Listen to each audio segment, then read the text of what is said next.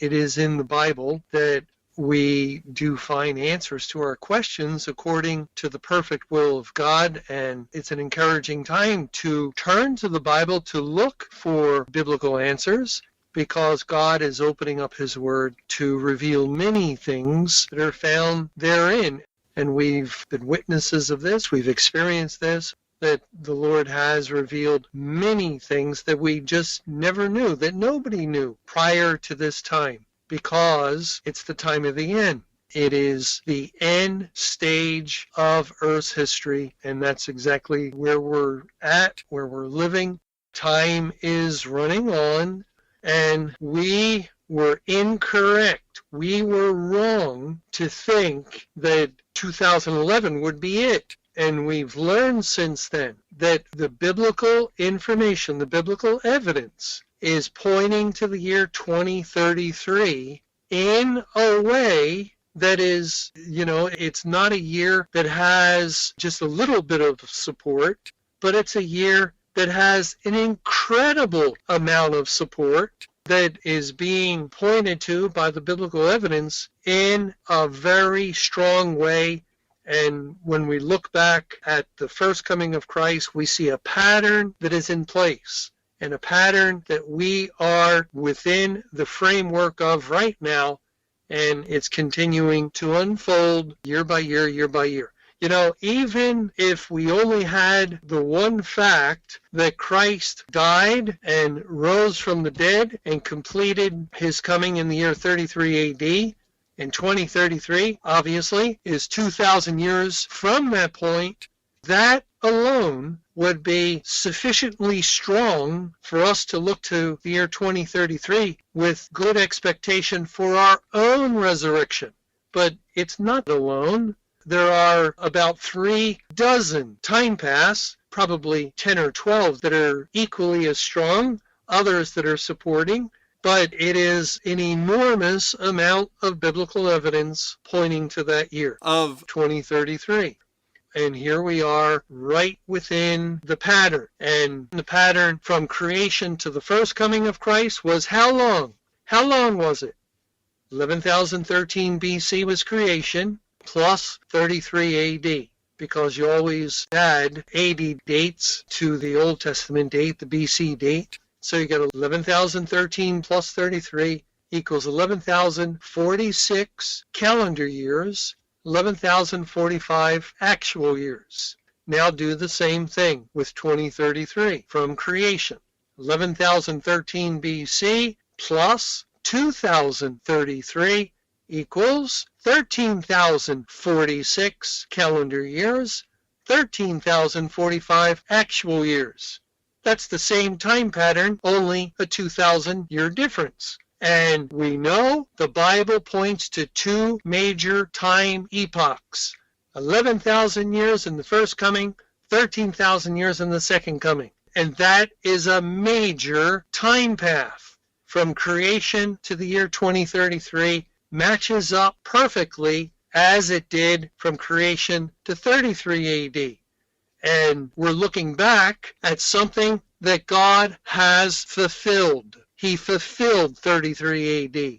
So that means 11,046/45 years is a very excellent time path because it was fulfilled. Likewise, 13,046/45 is a very excellent time path because the Bible points to the end of the world after 13 as it pointed to the coming of Christ after 11. And that's just another supporting, strong time path to go along with Christ, the 2,000 years exactly from 33 AD.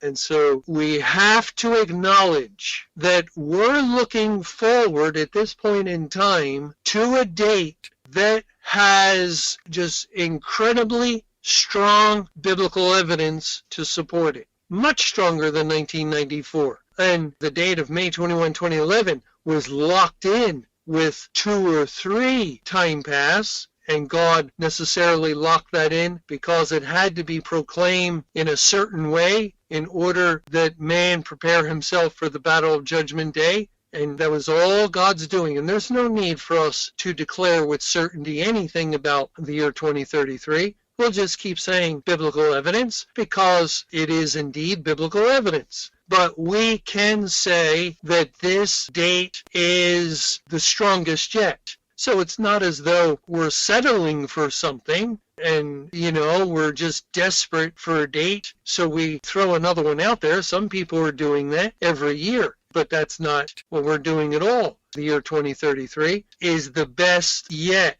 This is the one with the most evidence yet.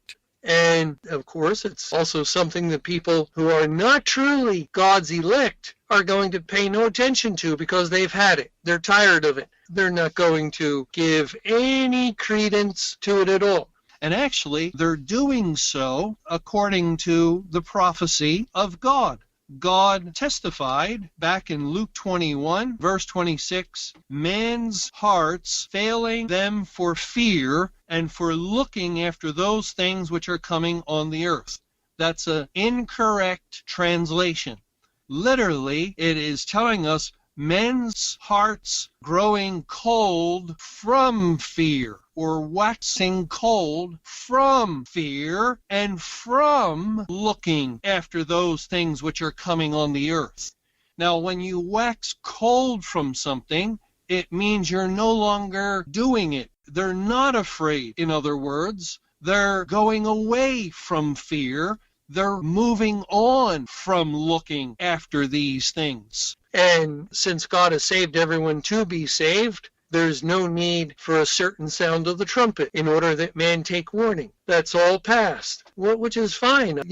It's none of our business what people who aren't God's people do. God will take care of them. And again, it's not the point. We're not trying to warn anyone. We're not trying to get the attention of the ungodly, the unsaved. What good would it do? Even if they heard and believed, it wouldn't save them. They could not experience salvation no matter how much they did accept it. We're not trying to warn anyone about the end of the world. May 21, that's over and done with. It would accomplish nothing as far as people's preparation, individuals who would take warning, because no one any longer can take warning in order to be translated out of darkness into light.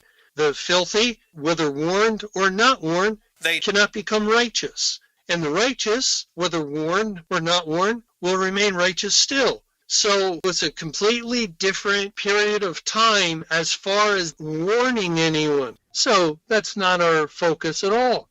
Our focus is to feed God's sheep and also to let them know that it's a grievous time period. It's a time period wherein we'll be severely tested, but there's an end to it. There is an end to it. The concluding day is coming, and we'll endure if we're truly God's people because He'll make sure we endure. Yet, it's a little bit of comfort, a little bit of encouragement that, the day is approaching. And when that end does come, it'll conclude with the resurrection.